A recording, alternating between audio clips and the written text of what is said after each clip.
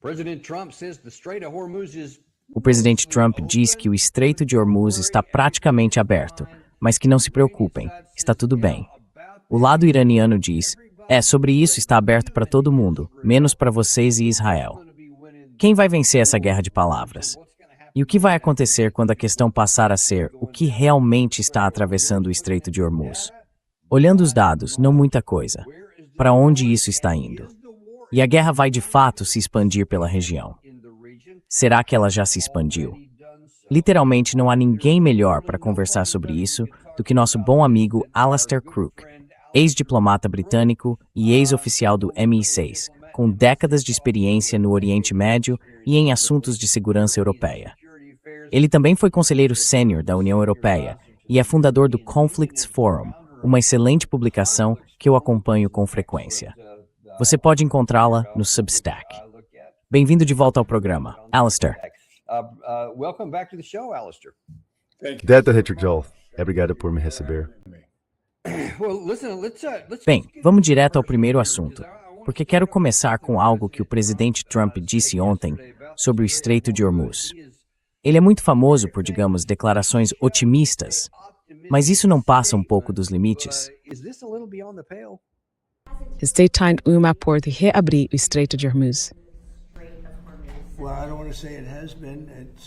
Bem, eu não quero dizer que isso já aconteceu. Está meio em aberto agora. Sabe, temos algo chamado bloqueio, liderado pela Marinha dos Estados Unidos, e nós o controlamos. E agora nós controlamos, mas eles sempre podem disparar alguma coisa. Eles sempre têm alguma coisa, um drone, uma mina. E se houver uma mina ali, isso meio que atrapalha tudo, porque as pessoas não querem levar seus barcos de $1 bilhão e por acidente serem atingidas por uma mina. Mas acho que estamos indo muito bem. Eu, estou envolvido na negociação. Acho que estamos bem. Quero dizer, vamos começar por essa última parte. Estamos indo bem?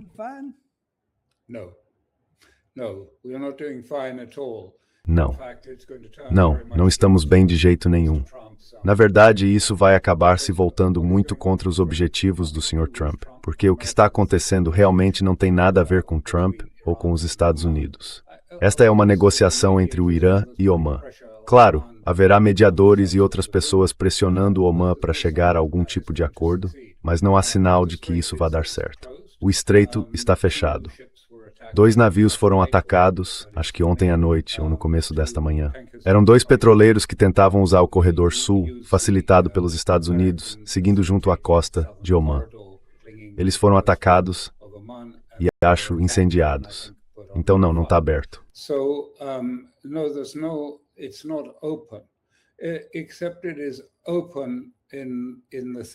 Só que está aberto no sentido de que continua aberto para embarcações chinesas. Isso ainda é o caso. Não para sauditas, quero dizer, para embarcações chinesas. Desculpe, foi um lapso de língua. Era para embarcações chinesas. Ainda é possível sair do estreito. Mas, no geral, a situação é que o acordo prevê encerrar os 2 corredores de qualquer forma e ficar apenas com um único corredor. Esses 2 corredores talvez possam continuar existindo por mais algum tempo, mas o Irã insiste que passe a haver um único corredor, que eles terão controle sobre isso e que cobrarão taxas de até 7%. Haverá multas de 20% por violações das instruções da, por assim dizer, autoridade de Hormuz.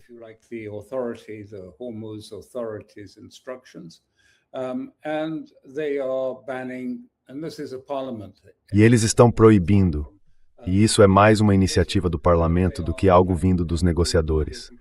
Estão planejando uma proibição total de embarcações israelenses no futuro. Mas vamos deixar isso bem claro. O que está sendo proposto é que não haverá reabertura de Hormuz até que os Estados Unidos, antes de tudo, retirem suas sanções sobre petróleo e derivados de petróleo, sobre produtos iranianos, e também liberem seus ativos estrangeiros congelados. Portanto, até que os Estados Unidos mostrem que estão preparados para apresentar algo de imediato, eu não acho que haverá sequer negociações. Então, no momento, nada mudou.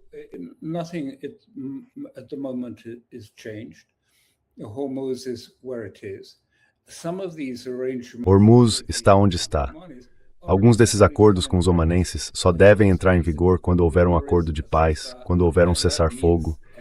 E isso significa o fim do bloqueio, o fim das restrições às exportações iranianas, que estão sob sanções. Tudo isso precisa acontecer primeiro. Então a pressão está realmente recaindo sobre o Sr. Trump. Quer dizer, o Irã está exercendo uma pressão séria sobre o Sr. Trump. E como vocês viram, ele está procurando maneiras de tentar neutralizar essa pressão, pressionando o Irã. Mas, na verdade, essas pressões estão saindo pela culatra e não estão funcionando.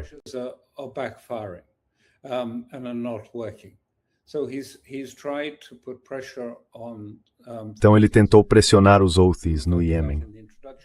Você mencionou isso na introdução. Isso está se tornando cada vez mais, está virando uma guerra, está escalando.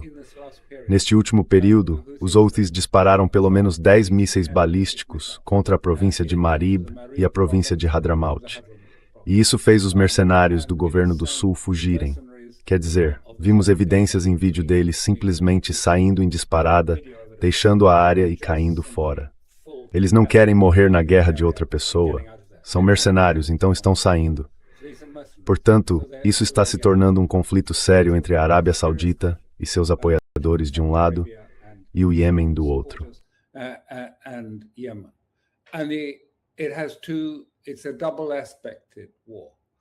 E é uma guerra com dois aspectos, porque o outro aspecto é a tentativa da Arábia Saudita e dos Estados Unidos de pressionar o movimento de resistência iraquiano, o Hashd.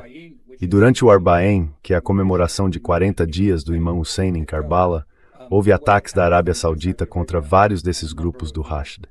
E eu acho que foi intencional.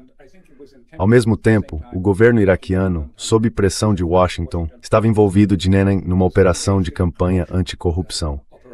Essa era uma forma educada de dizer que eles estavam tentando pressionar as milícias xiitas no Iraque e dessa maneira tentar pressionar o Irã. Mas isso não está funcionando e temos que ver o que acontece.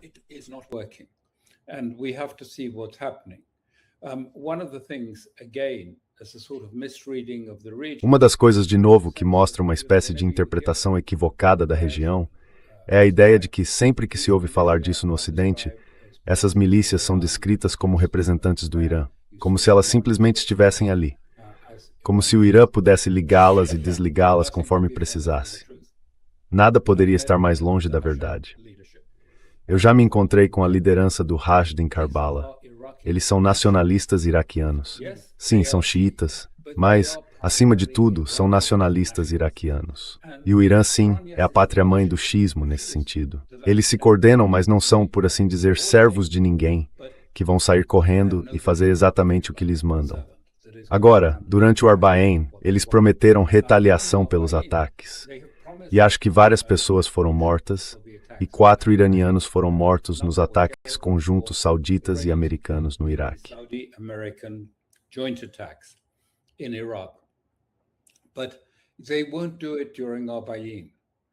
Mas eles não vão fazer isso durante o Arbaeen. Isso não seria apropriado. E eles disseram, nós vamos nos vingar depois disso.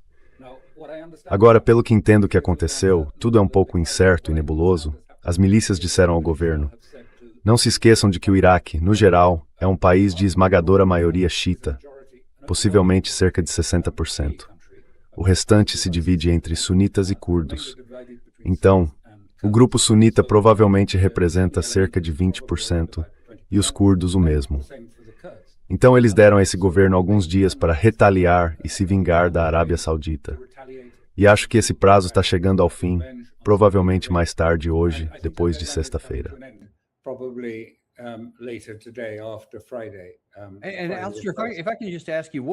E, se eu puder te perguntar, qual é o seu entendimento sobre por que o lado saudita teria achado que envolver o Hashd al-Shaabi no confronto e atacar a milícia das Forças de Mobilização Popular seria algo benéfico para eles? Quero dizer, certamente eles não pensaram, basta atingi-los com um ataque que eles vão recuar e se acovardar. Eles certamente saberiam que não seria assim. E se não era esse o caso, por que você acha que eles teriam feito isso?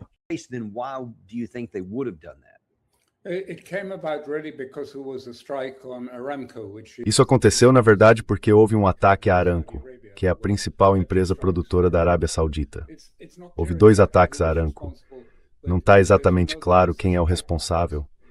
Mas como você sabe, existe esse oleoduto, um oleoduto importante, que permite aos sauditas transportar combustível da costa leste para a costa oeste, até o Mar Vermelho, até o porto de Yanbu, e então exportá-lo de lá. Mas nesse período, na verdade, foram realizados ataques aos 2 extremos do oleoduto. Então, a área de bombeamento na costa leste foi danificada e a Aramco foi severamente atingida ali, as instalações da Aramco. E no lado do Mar Vermelho também houve danos muito graves.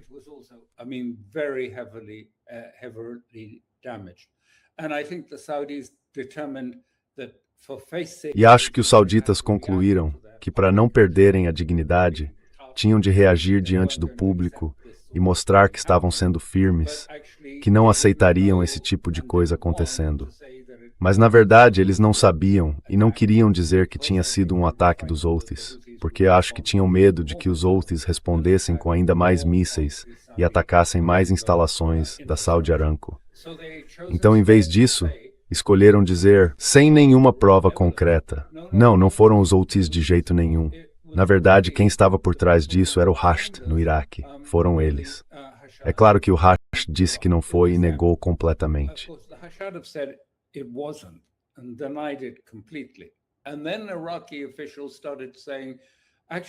E então autoridades iraquianas começaram a dizer que, na verdade, não tinha sido o Hashd. Tinha sido, e aqui entramos numa espécie de mundo dos palhaços, eu acho. Porque eles disseram, bem, na verdade acreditamos que foi a inteligência ucraniana no Iraque, disparando mísseis de falsa bandeira contra as instalações da Aramco. Enfim, os sauditas e os Estados Unidos decidiram, como uma espécie de projeto estratégico, tentar desarmar as milícias xiitas no Iraque. O primeiro-ministro foi a Washington. Washington disse, deem a eles até o fim de setembro. Eles têm que ser desarmados, assim como pediram aos libaneses que desarmassem o Hezbollah. Essa é a política. É a política da Casa Branca. Desarmar a região, torná-la segura para Israel. Então, eles seriam desarmados. Mas como eu disse, se você olhar para a demografia do Iraque, isso não é algo fácil de fazer.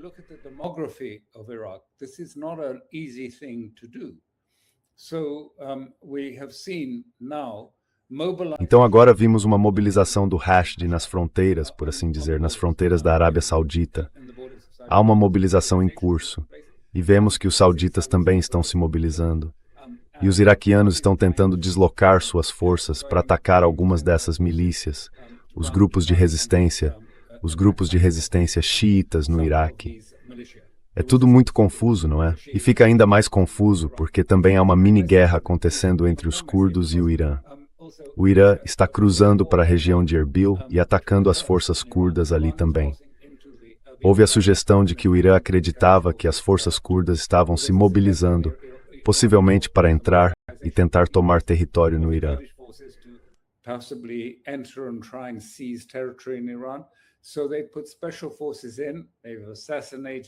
Então eles enviaram forças especiais. Assassinaram alguns dos líderes, mataram muitos membros da milícia, destruíram suas armas e seus depósitos de combustível, e isso ainda está em andamento. Então o Iraque também vive um momento de certa turbulência interna, porque o governo do Iraque ainda está por aí tentando prender pessoas, sugerindo que tudo isso é uma operação contra a corrupção. Porque você sabe, corrupção e operações anticorrupção são como leite materno. Todo mundo no Ocidente apoia isso.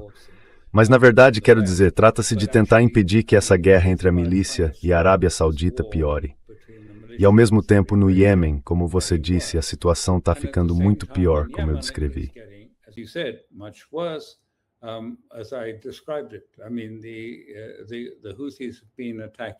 Quero dizer, os Houthis vêm atacando esses mercenários ligados ao sul com 10 mísseis balísticos nos últimos tempos e os fizeram fugir.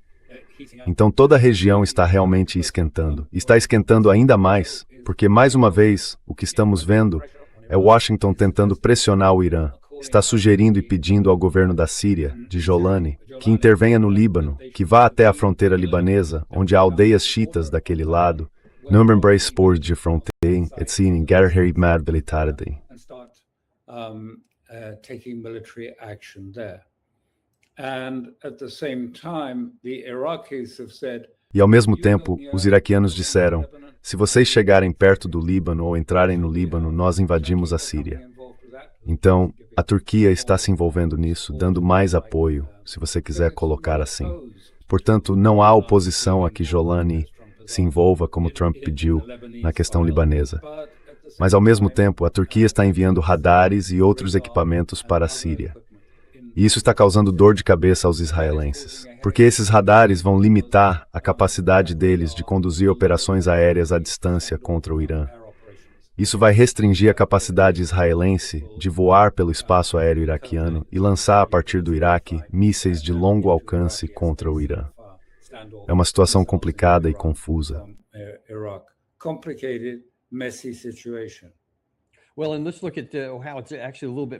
Bem, vamos ver como isso, na verdade, é um pouco mais complicado. Agora vamos trazer o Irã de volta para essa questão. O ex-embaixador iraniano no Afeganistão disse há alguns dias que outros países dispostos a se juntar aos Estados Unidos nesta guerra, como o Kuwait, serão tratados pelas forças de mobilização popular. Essa é a milícia xiita no Iraque. As forças iranianas podem terminar o trabalho no Bahrein e os sauditas não são feitos para o combate. Enquanto isso, a Arábia Saudita está dizendo que se prepara para ofensivas contra os Houthis. Isso pode incluir ataques terrestres. Ao mesmo tempo, também se fala dos Houthis avançando na parte sudoeste da própria Arábia Saudita.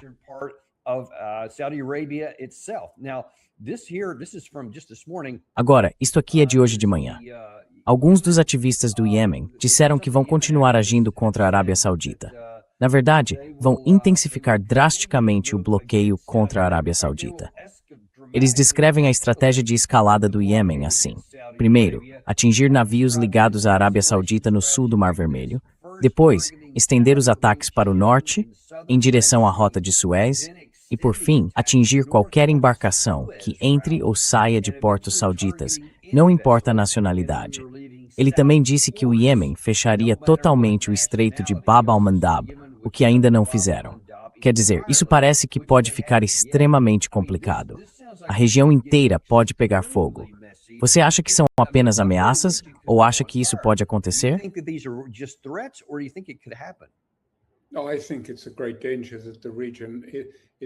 Não, acho que há um grande perigo de a região estar prestes a pegar fogo. Está muito perto de entrar em chamas, sim. Quero dizer, tudo isso, isto foi uma tentativa de Washington, eu acho, de encontrar pontos de pressão sobre o Irã para fazê-lo mudar sua posição em relação a Hormuz. E isso por si só é um exercício inútil, porque nesse momento não há nada que vá mudar o cálculo iraniano sobre Hormuz. Em vez disso, agora entramos numa trama de problemas. O Paquistão está oferecendo apoio à Arábia Saudita, junto com a Turquia, e eles podem entrar ou se envolver nisso. O Egito está à margem.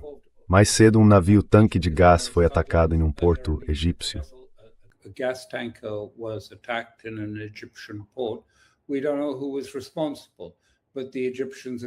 Não sabemos quem foi o responsável, mas os egípcios confirmaram que foi isso que aconteceu. Agora lembre-se, quando as pessoas começam a falar em atacar o Iêmen e que os sauditas vão lançar grandes ataques no sul, houve uma guerra. Os sauditas, os egípcios, entraram em guerra com o Iêmen muitos anos antes. Perderam 20 mil homens na guerra e foram derrotados. Esse é o Egito, uma grande potência militar, com forças que têm, digamos, a disposição de espírito para lutar, mas perderam. Portanto, não é uma equação simples. E a questão é, se os iemenitas retaliaram contra a Arábia Saudita, isso pode colocar o país em perigo existencial.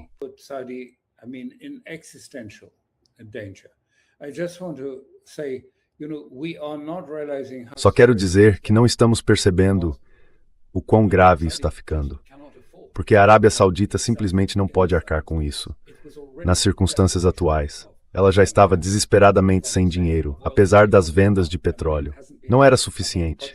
Quer dizer, já não era suficiente para cobrir os projetos que tem. E agora está ficando cada vez pior. Eu sei que isso parece quase impossível. A Arábia Saudita sem dinheiro? Nunca. Mas está sem dinheiro. E está ficando muito assustada com isso. E a outra questão é a ameaça dos Estados Unidos de voltar com um grande ataque. E o Irã disse claramente, certo, nós vamos, assim como os iemenitas disseram, cerco por cerco, faremos um ataque por cada ataque de vocês e atacaremos a infraestrutura.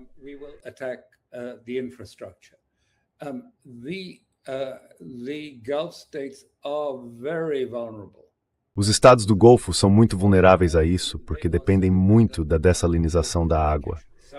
A Arábia Saudita depende, e os outros estados do Golfo também, em graus variados. O Irã não depende tanto assim. Apenas 3% da sua água vem da dessalinização. Quero dizer, nesta época do ano, antes de começarmos o programa, eu estava falando do calor e da umidade. Mas é claro, no Golfo, isso é insuportável. E se não houver eletricidade para o ar-condicionado, se a água danificar ou destruir as instalações de abastecimento de água, não dá para ficar. Quer dizer, é uma parte do mundo que se torna inviável para a vida humana nesta época do ano. Então estamos falando de riscos enormes. E o que Trump vai fazer?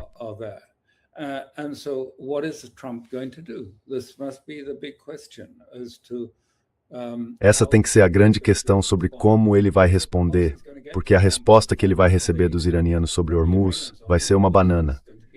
E o que ele vai fazer com essa banana? Quer dizer, vai ignorar? Vai responder? Ele tem capacidade de responder de alguma forma significativa e convincente ou não? Isso, quer dizer, eu não acho que alguém realmente saiba o que vai acontecer. Sabemos um pouco sobre o caráter de Trump. E sabemos que Israel e muitas forças nos Estados Unidos que apoiam Israel, apoiadores fervorosos de Israel, querem que a guerra continue, porque querem que o Irã seja prejudicado e incapaz de funcionar como um Estado relevante. Mas isso significa que Israel entra nessa equação.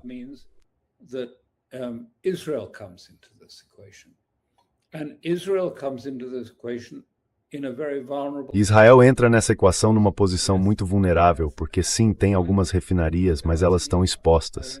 E os iranianos poderiam facilmente destruir as refinarias deles e também o sistema de fornecimento de eletricidade. Tudo é muito concentrado. Israel é um país pequeno, não tem essas instalações espalhadas. O Irã é diferente, tem toda essa infraestrutura distribuída por uma área enorme. Israel é diferente, lá está tudo concentrado.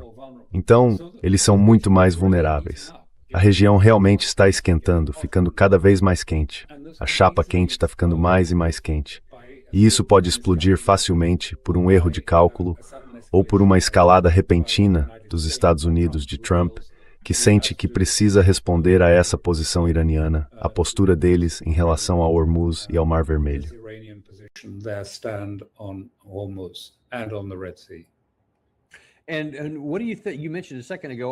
E o que você acha? Há pouco você mencionou esse novo pacto que foi discutido aqui, envolvendo a Arábia Saudita, a Turquia e o Paquistão. O que devemos entender disso? Porque quando você olha a linguagem do acordo, vê aquela primeira parte. Ela estipula que um ataque armado contra qualquer um dos 3 estados será considerado um ataque contra todos eles, o que é quase tirado diretamente do artigo 5 da Carta da OTAN. Mas mais adiante diz, só que não fornece, de fato, nenhum detalhe específico sobre as ações, sobre o que cada um deve ver. O que há por trás disso? E existe alguma...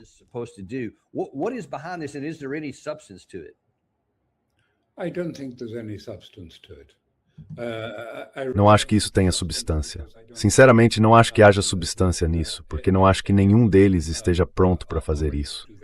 Acho que o Paquistão está extremamente preocupado em se envolver em qualquer coisa que represente apoio à Arábia Saudita ou uma guerra contra o Irã, porque cerca de 20% do Paquistão são xiitas devotos. E eles apoiavam o líder supremo que foi assassinado pelos Estados Unidos e Israel. Sei que o Paquistão está extremamente preocupado, está numa posição muito fraca, está implorando a Washington por um resgate emergencial de 10 bilhões de dólares, além dos resgates que já tem com o FMI. Depende dos Estados Unidos.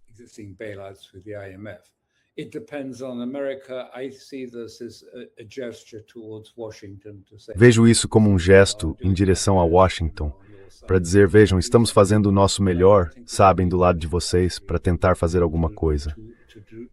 Mas não acho que haja de fato intenção de fazer algo eficaz. E também não acho que eles consigam fazer muita coisa eficaz.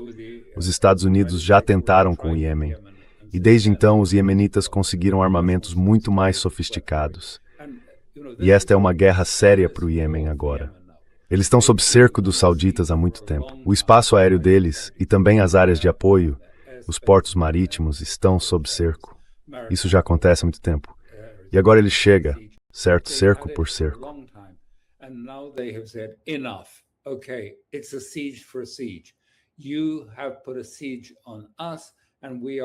Vocês impuseram um cerco contra nós, e nós estamos impondo um cerco aos aeroportos e portos sauditas. Não vamos permitir que embarcações cheguem ou saiam dos portos sauditas em nenhuma das duas direções do Mar Vermelho. Então o Mar Vermelho vai registrar uma grande queda no tráfego. Isso também ocorre porque as seguradoras agora estão dizendo isso é território de guerra. Estamos falando de risco de guerra. E isso vai custar muito, muito mais caro para vocês, se forem navegar por ali. Seja quem for, um navio americano ou britânico no Mar Vermelho terá de pagar, por assim dizer, tarifas de seguro de tempo de guerra, que são muito caras.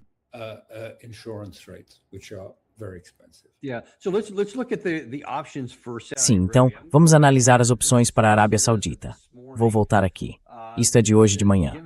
Diz que Bukaiti, ativista e comentarista político iemenita, uma figura há muito tempo alinhada ao Ansar Allah e ex-porta-voz do movimento de mídia deles, afirmou esperar que o Ansar Allah intensifique drasticamente seu bloqueio contra a Arábia Saudita.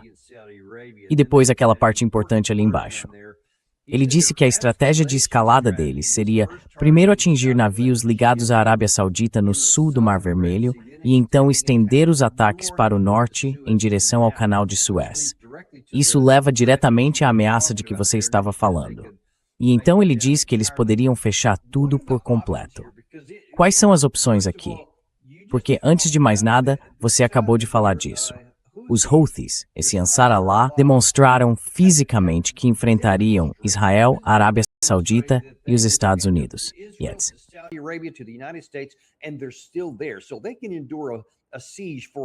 Então, ao que parece, eles conseguem suportar um cerco por muito tempo, mental e fisicamente. E agora estão ameaçando escalar a situação. Já a Arábia Saudita tem algumas escolhas realmente preocupantes, muito difíceis de fazer. Se aliviar o cerco para interromper esses ataques, e o Ansar Allah mostrou, corrija-me se eu estiver errado, que se você fizer o que eles pedem, eles param, como prometeram fazer em Gaza, por exemplo, com Israel, por um período de tempo. Mas, se a Arábia Saudita ceder a eles, isso vai fortalecer o Ansar Allah e manter a Arábia Saudita em risco. Por outro lado, se a Arábia Saudita não ceder, corre o risco de mais instalações suas serem destruídas, ou de suas saídas, tanto ao norte quanto ao sul no Mar Vermelho, serem bloqueadas. Então, o que a Arábia Saudita faz?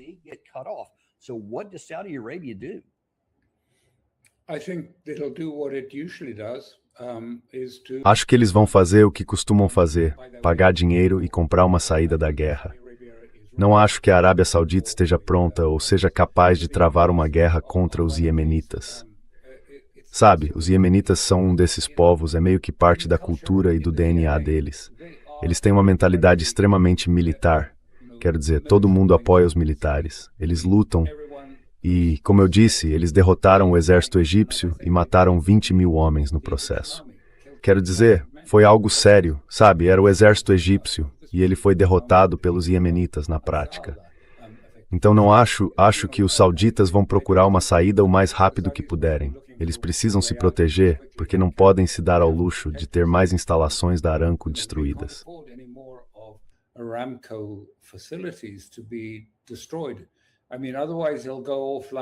Quero dizer, caso contrário, eles vão ficar completamente offline.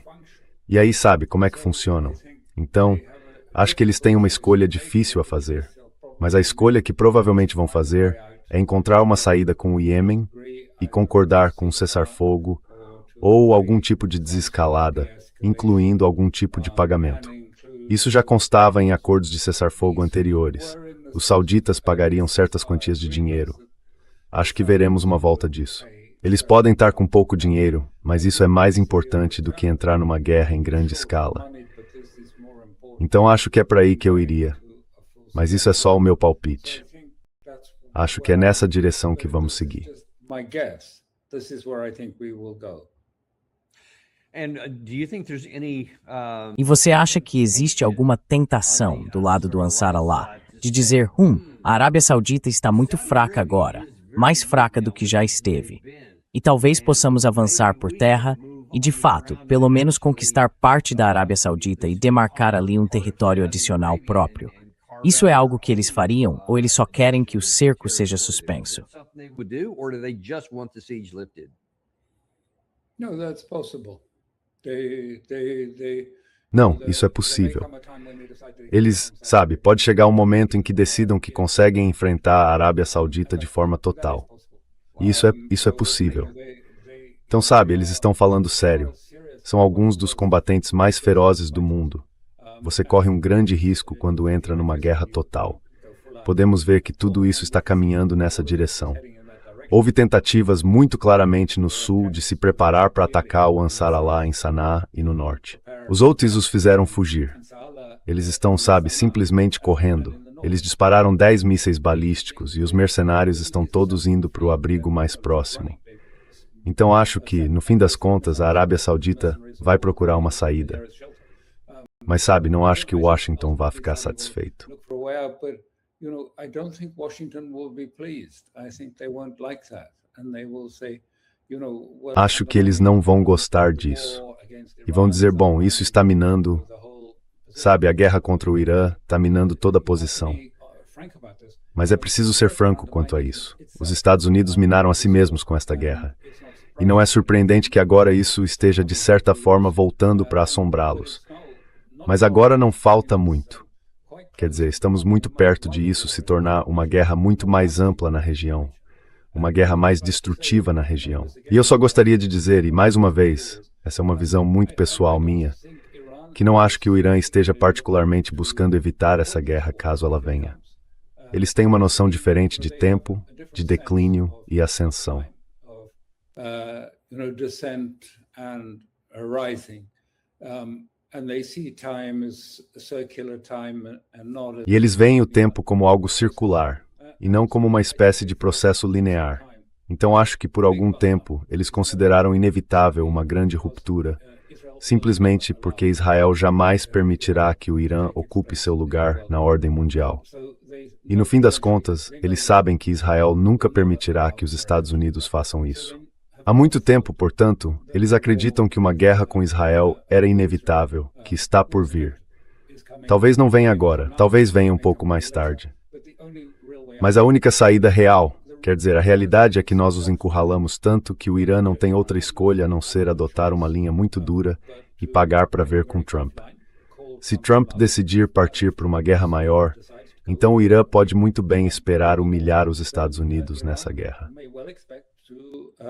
Humiliate the United States in that war, and this will be part of the process of.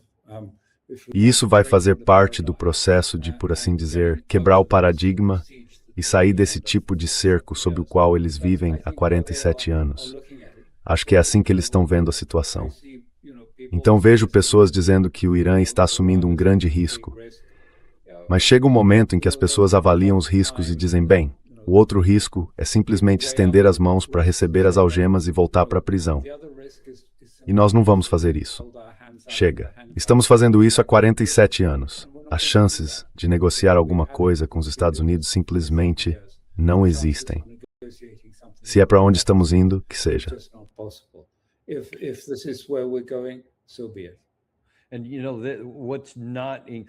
E sabe, o que não é animador nessa linha é que os Estados Unidos parecem totalmente alheios, pelo menos no nível oficial, aos riscos envolvidos. E ainda vemos o Irã como esse mosquito irritante que podemos simplesmente espantar e que eventualmente vamos espantar. Aliás, mais cedo esta manhã, o presidente Trump publicou na sua Truth Social um link para um artigo escrito por alguém chamado James Carafano, que trabalha em um centro de estudos aqui nos Estados Unidos. Ele diz que Donald Trump venceu a guerra contra o Irã. E faz algumas declarações realmente estranhas sobre como eles, de fato, vencessem.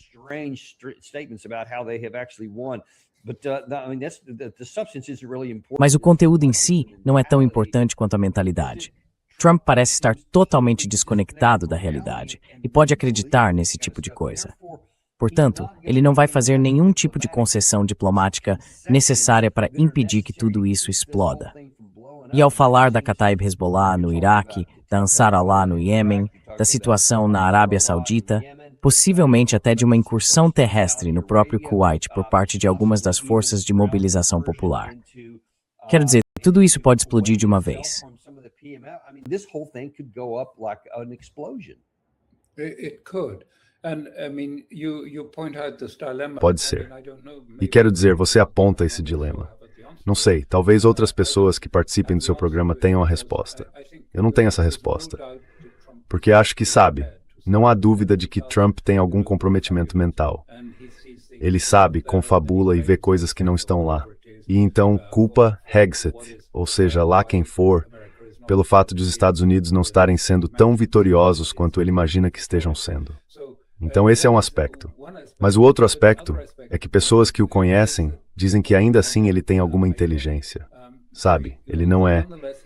Pode ter algum comprometimento mental, pode estar passando por problemas de saúde, mas não é tão estúpido assim. Ainda assim, ele foi advertido, foi informado de que não há recursos, não há meios para enfrentar esta guerra, e mesmo assim ele segue adiante com ela.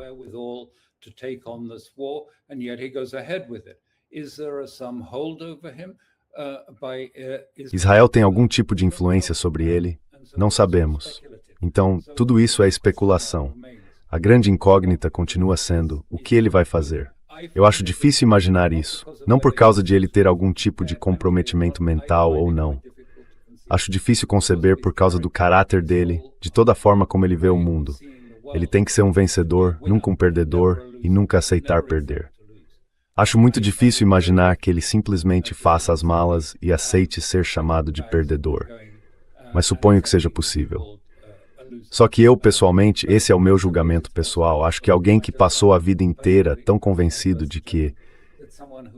E acho que foi Roy Cohn quem primeiro o orientou nisso. Você sempre tem que ser um vencedor, nunca um perdedor, nunca um perdedor. Então, quer dizer, ainda assim, ninguém pode dar a ele a solução milagrosa que ele está procurando.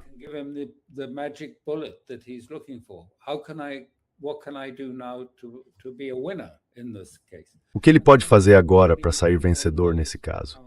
E eu não acho que alguém saiba como isso vai terminar. Mas provavelmente não vai terminar. Pode acabar em outra rodada de escalada, mas isso não vai mudar nada na situação. Porque o que está amplamente demonstrado é que os Estados Unidos não têm, nem Israel tem, a capacidade de destruir de forma significativa o sistema de mísseis iraniano. Eles o bombardearam, e ele continua funcionando, está crescendo e os mísseis ficam mais sofisticados com o passar do tempo. Então o que ele vai fazer? Quer dizer, se você bombardear a infraestrutura, todos os estados do Golfo vão ligar chorando para Washington e dizer isso é terrível, por favor, parem.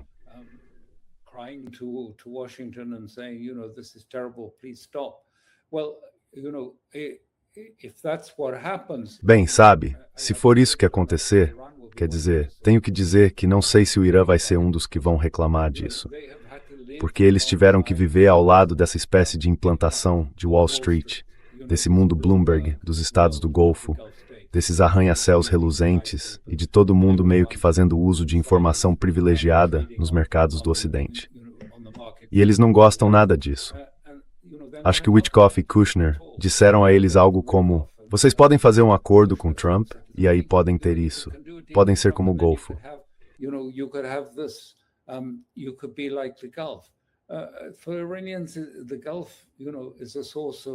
Para os iranianos, o Golfo, sabe, é uma fonte de corrupção. Quer dizer, eles veem o que acontece todos os dias, todas as noites, quando se atravessa a ponte da Arábia Saudita para o Bahrein. E de manhã, o trânsito voltando na direção oposta. Eles não têm lá uma grande admiração por essa miragem no deserto. Então não acho que dizer a eles que vão perder o apoio do Golfo tenha muito efeito. Eles veem o Golfo como tendo ficado do lado dos Estados Unidos contra o Irã. E, se eles se prejudicarem no processo, bem, tanto pis, é uma pena.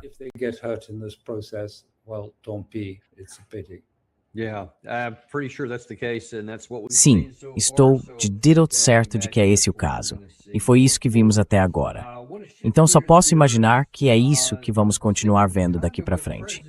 Quero mudar um pouco de assunto aqui, mas ainda falando, de certa forma, do presidente Trump. E de como parte dessa, não sei se você quer chamar de confabulação ou confusão, e assim por diante tem a ver com a guerra entre Rússia e Ucrânia. Zelensky, acho que foi hoje de manhã, está dizendo: olha, neste momento, o desafio número 1 são os ataques russos. Os Estados Unidos sabem exatamente do que precisamos. E não se trata de algo abstrato. Trata-se de proteger vidas. São pessoas reais, vidas individuais. É necessário apoio à defesa aérea. E isso exige uma decisão política na Europa e também nos países do G7. Isso foi hoje de manhã. E vem depois de o presidente Trump ter dito o seguinte ontem à noite sobre esse assunto.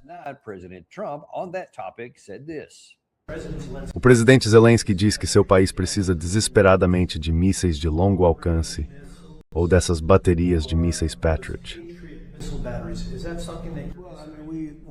Será que é isso que nós queremos também? Mísseis? Sabe, quando Biden deu tanto a ele, Biden deu 300 bilhões de dólares em munição. Sabe, quando eu saí, estava tudo cheio. E ele deu grande parte disso embora. Agora estamos repondo isso e usando munições muito poderosas, muito boas. Mas não estaríamos usando essas munições. Poderíamos ter usado outra coisa.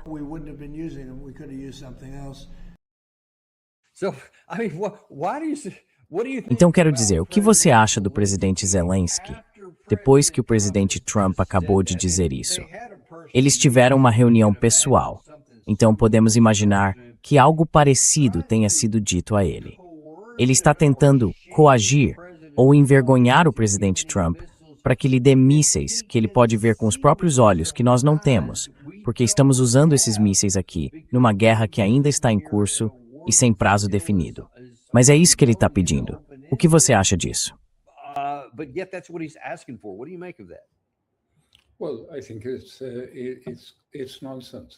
Bem, eu acho que isso é um absurdo.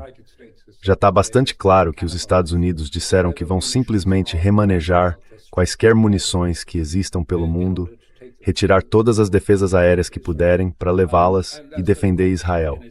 E isso, por si só, vai causar um enorme problema, mas certamente não vai nada para a Ucrânia. Quero dizer, o fluxo está muito claro. É em uma direção só. Eles vão remanejar o que puderem, tirar de qualquer teatro de operações que esteja disponível e transferir. Isso já está acontecendo em favor de Israel. Mas o ponto que eu faria é duplo. Um deles é que você não pode simplesmente fazer isso e no fim da semana dizer que vai atingir os iranianos com muita força.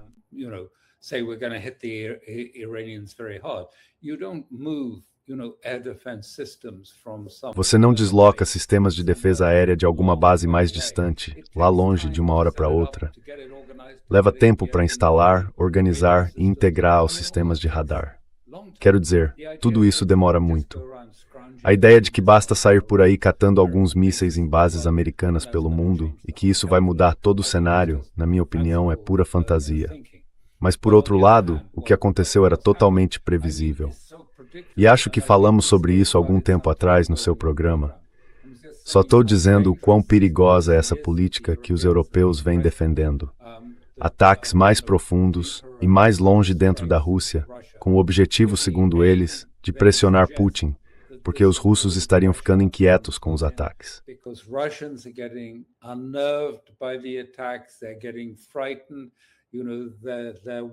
Eles estão ficando assustados, sabe?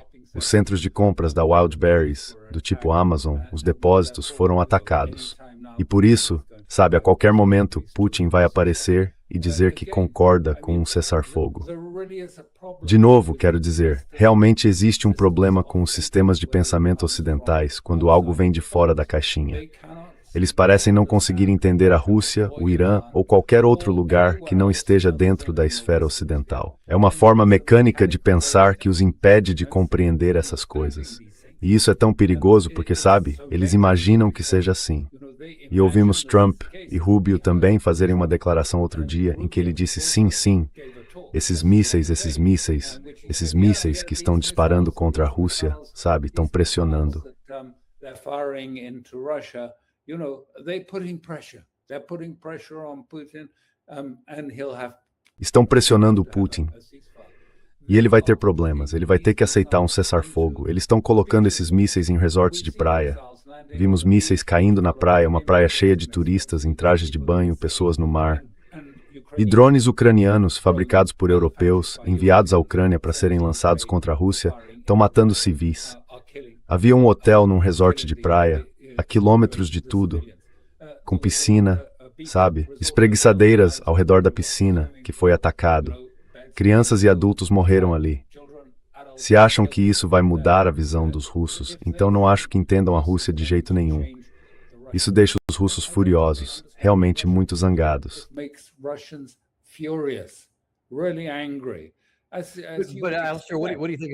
Mas, Alistair, o que você acha da possibilidade de eles não estarem nada confusos?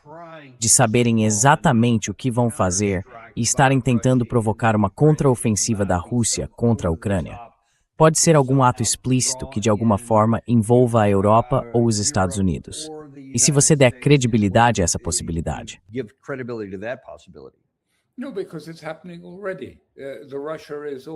Não, porque isso já está acontecendo. A Rússia já está realizando ataques massivos contra a Ucrânia.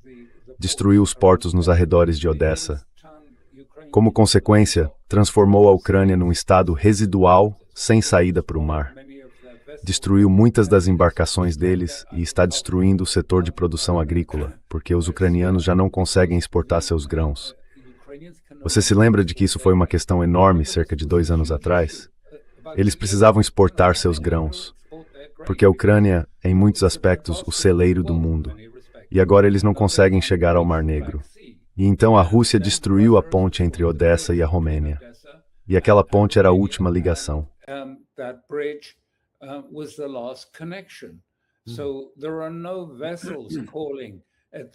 Então, não há navios fazendo escala em nenhum daqueles portos ucranianos no Mar Negro. E esse é o preço. Putin está impondo à Ucrânia um preço muito alto. Quero dizer, isso está acontecendo. E toda noite vemos algo parecido. Então não acho que isso seja o fim. Se Zelensky continuar atacando balneários russos no Mar Negro, matando pessoas deitadas na praia em suas toalhas e assim por diante, os russos não vão jogar a toalha e dizer, nós nos rendemos. Muito pelo contrário. Quero dizer, eles passaram pelos ataques chechenos no metrô de Moscou e em outros lugares, e não se renderam de jeito nenhum.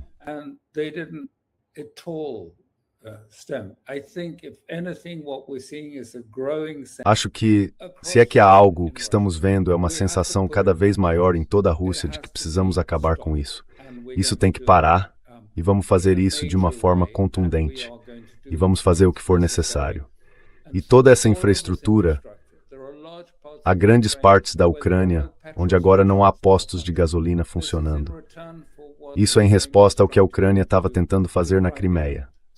Então eles pararam todos os postos de gasolina. Estão atacando a logística, com grandes ataques de mísseis contra centros de decisão. E eu realmente acho que a coisa mais perigosa de todas foi esse ataque a um restaurante nos últimos dias, no qual havia 2 generais de alta patente, pelo que entendi, generais da Força Aérea. Era um evento privado e foi realizado em um restaurante italiano muito elegante, sob um dos prédios das 7 Irmãs.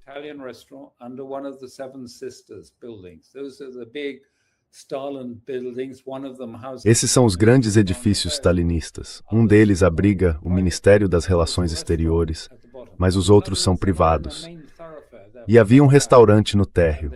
Quer dizer, em outras palavras, eles não ficam numa via principal. Ficam bem afastados e se destacam. E esse era um evento de alto prestígio, e esses generais estavam lá. Então alguém chegou, aparentemente para entregar um presente de casamento para os participantes desse evento privado. E, quando ela foi parada pelo segurança, obviamente alguém que estava à operação decidiu apertar o botão e explodir os 2. E os 2 morreram.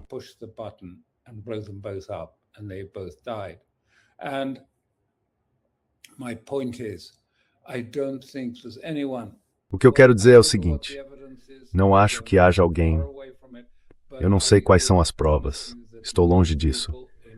Mas eu lhes garantiria que a maioria das pessoas na Rússia vai pensar que por trás disso há um serviço de inteligência. E provavelmente foi um serviço de inteligência europeu que identificou o alvo, verificou que aqueles generais estavam lá e descobriu os detalhes de que essa reunião aconteceria naquele lugar. Eles acreditam, tenho certeza, que um serviço de inteligência americano ou europeu foi responsável. Estamos cada vez mais perto do ponto em que a Rússia vai encontrar algum tipo de resposta a esses ataques de tipo terrorista na Rússia, em resorts, em praias, em festas de casamento. Se o Ocidente acha que a Rússia vai simplesmente fazer vista grossa, acho que está cometendo um erro grave.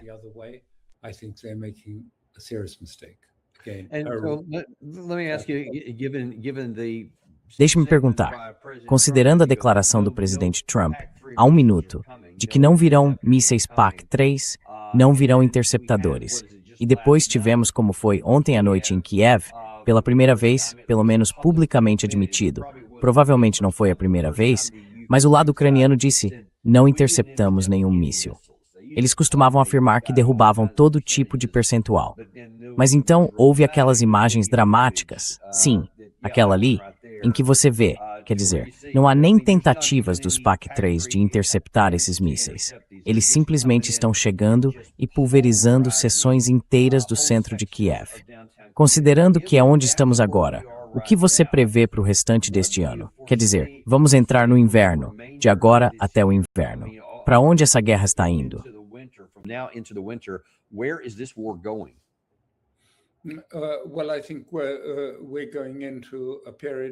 Bem, acho que estamos entrando num período de forte escalada de desgaste. Acho que a Rússia vai continuar pressionando e pressionando até conseguir alcançar seus principais objetivos. O principal objetivo aqui, eu acho, é que se presume bastante que eles ficarão com a Novorossia, que é toda a costa do Mar Negro até a Foz do Rio. A principal área que foi claramente povoada deliberadamente pelo Ocidente, desde o fim da guerra, com os serviços de segurança, os militares, os serviços de inteligência. Foi toda deliberadamente ocupada por pessoas anti-Rússia, com conexões da última guerra. A Rússia não pode fazer negócios com esse grupo.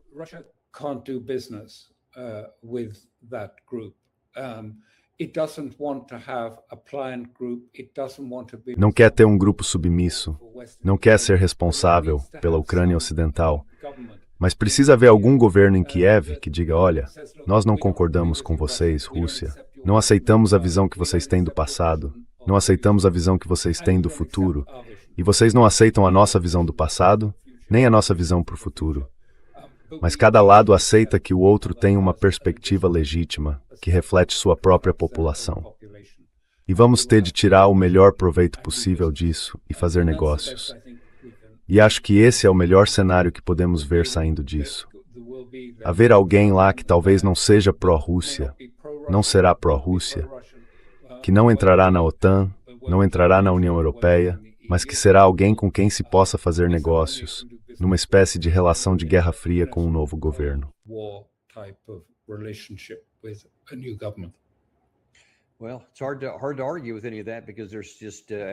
Bem, é difícil contestar qualquer coisa disso, porque todo mundo parece estar entrincheirado, e alguma coisa vai ter que forçar uma mudança. Vamos ver como isso vai se desenrolar. Última coisa, eu sei que nosso tempo está acabando aqui. Você tem mais alguns minutos? Sim, claro. Certo. Hoje é 7 de agosto e é a data de aniversário do ataque a Hiroshima, da bomba nuclear que foi lançada lá e que efetivamente encerrou a Segunda Guerra Mundial. E havia outro grupo hoje que estava marcando essa data ao lembrar de outra coisa como aquela ali. Sim, esta aqui. Isso é Hiroshima. Então dá para ver todos os... Quero dizer, basta olhar como os prédios foram destruídos e os escombros embaixo deles e assim por diante. Porque há outras pessoas dizendo, ei, essa não é a única coisa para se olhar hoje.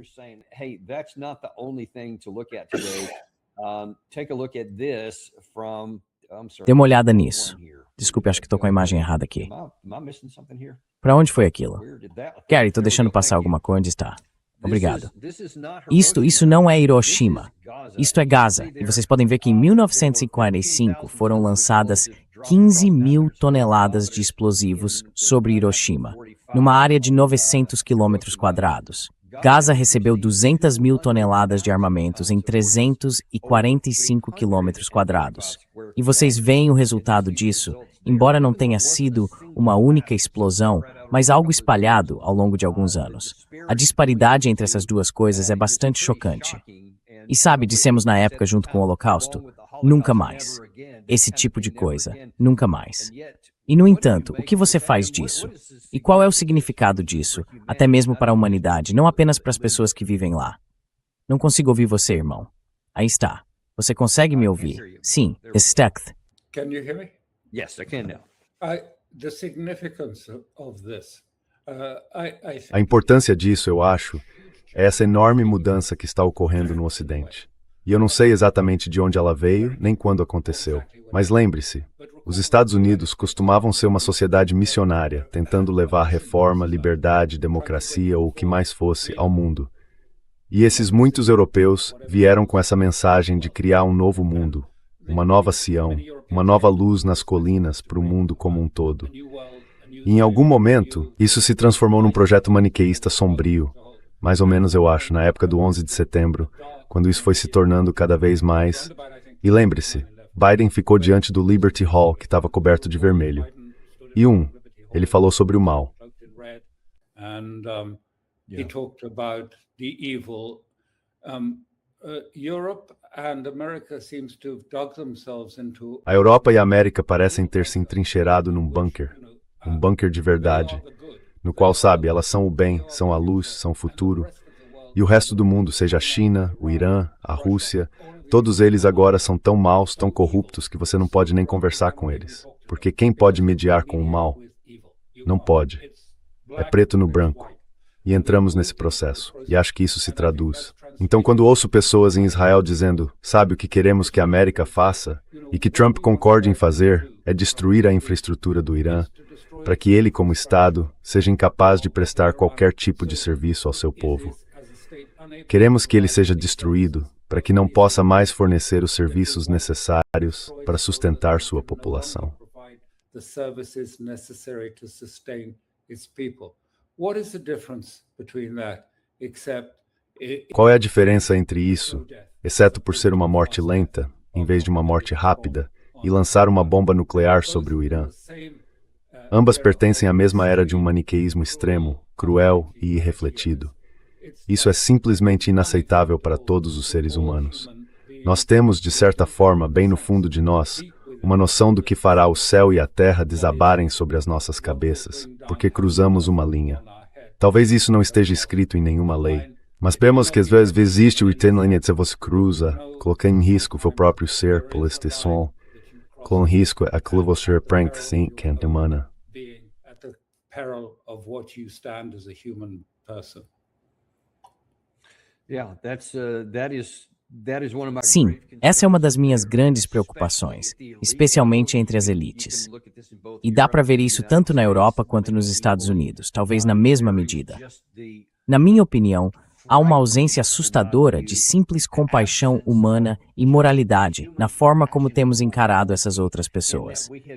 Você está falando de lanchas no Caribe. Está falando das pessoas que matamos na Venezuela, que talvez matemos em Cuba se formos atacar lá, das que foram mortas na guerra entre Rússia e Ucrânia, no Irã ou em Gaza. Em todos esses lugares, simplesmente não parecemos nem nos importar com isso. E para mim, isso é um problema cultural. Por si só, é um fato alarmante. Temos que recuperar essa humanidade. Como você disse, acho que ela está dentro de nós, mas está adormecida em pessoas demais. E de alguma forma, ela precisa ser despertada. Yes, it's empathy. We've completely lost it. Sim, é empatia. Nós a perdemos completamente. Já não conseguimos encontrar empatia alguma por, sabe, iranianos que estão sendo informados de que podem perder o abastecimento de água, de eletricidade, tudo isso no meio do verão, porque a infraestrutura deles vai ser bombardeada pelo povo da Palestina, por todos esses povos nessas guerras que são travadas basicamente sobretudo para proteger uma espécie de estrutura econômica. Uma estrutura econômica de, se preferir, uma hegemonia específica do dólar e a ideia de força militar que vem junto com a hegemonia do dólar e com o MUGM. Sim. Military strength that accompanies dollar hegemony and the military, they're sort of twins together. They operate in the same structure. Eles operam dentro da mesma estrutura. E esse não é um objetivo que tenha qualquer legitimidade moral. É um objetivo moralmente falido travar essas guerras para garantir o petrodólar e a hegemonia do dólar. Isso dá aos Estados Unidos certa vantagem em alguns aspectos, mas na verdade acredito que vai acabar destruindo os Estados Unidos de forma significativa.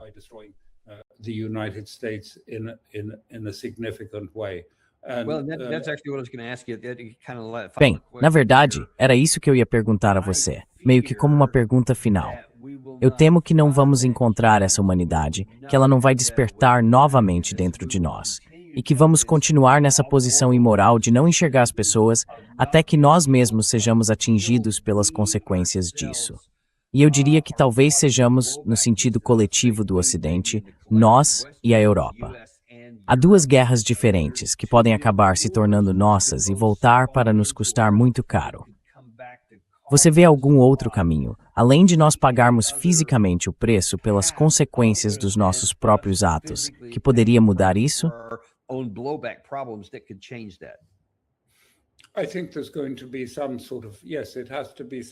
Acho que vai haver algum tipo de... Sim, tem que haver alguma forma de catarse. E isso significa que, na minha opinião, vamos passar por uma espécie de terapia de choque na Europa e nos Estados Unidos em termos das consequências econômicas. Sem dúvida, a ultra-elite já deu um jeito de... Eles vão sobreviver a essas coisas. De algum modo, eles sempre sobrevivem. Mas para os outros 80% vai ser um período sombrio. Mas, infelizmente, o único elemento que traz mudanças é, infelizmente, a dor.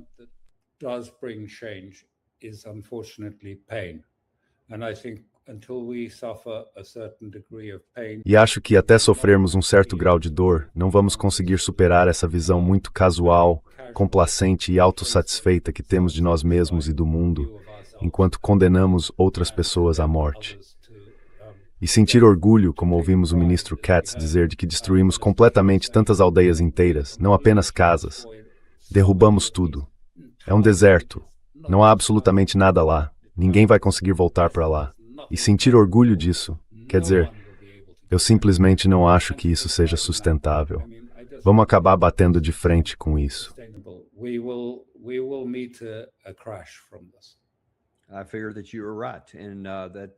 Acho que você tem razão.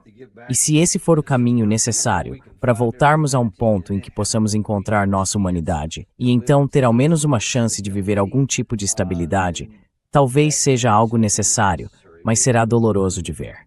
Mas escute, agradecemos muito por participar hoje e trazer essa clareza sobre essas questões. Lembrando a todos, voltem e visitem o Conflicts Forum. Eu acompanho com muita frequência e uso alguns dos temas até mesmo no nosso programa. Recomendo que todos confiram no Substack, Conflicts Forum, substack.com. Alistair Crook, muito obrigado por participar hoje. Obrigado pelo convite. E temos uma programação completa para vocês hoje, pessoal. Daqui a pouco, em uns 15 minutos mais ou menos, vamos receber Rosemary Kellenick. Ela escreveu um novo artigo para Defense Priorities. Alguns dos meus colegas de lá disseram que ela tem alguns pontos muito interessantes para destacar, coisas que não se vê discutidas com muita frequência. Ela também vai falar sobre isso. Depois, vamos ter Nima Khorshid ao vivo. E claro, vamos trazer a perspectiva do que o Irã está pensando, especialmente diante de todas essas questões sobre essa nova organização, essa cooperação com o Omã em relação ao Estreito de Hormuz e sobre para onde os iranianos veem essa guerra indo.